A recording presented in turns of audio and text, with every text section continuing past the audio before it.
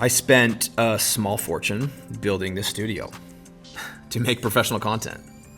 And lately, a video shot on somebody's phone is beating my full production setup on every metric. While mine requires more planning, more setups, more people, more money, more investment, editing, all those things, it's literally being beaten by somebody who just takes out their phone and talks to it for 30 seconds. And for a while, this actually frustrated me.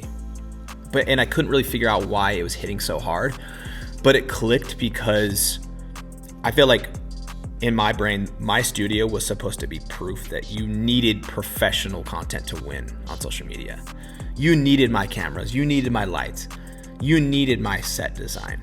So as like cell phone content, kind of raw content, right, is winning now, I feel like the real fear that is actually sitting underneath all of this is like, I was thinking to myself, maybe people don't need my production. Maybe they don't need me anymore. What they used to pay me for, are they going to pay me again? Maybe I built all this for nothing. And I'm a very positive person, so I don't have those doubts very often, but I feel like this was like a pretty big lie that I was telling myself, because what I've realized, like, it wasn't about the equipment. It was how I was making somebody feel when they worked with me. Watching a client who goes kind of stiff on camera to suddenly becoming alive in the room. So I feel like the studio like wasn't failing me. It was actually showing me inside like where my value lives, where my creative direction sits, my energy, my ability to pull somebody's real stuff out on the screen.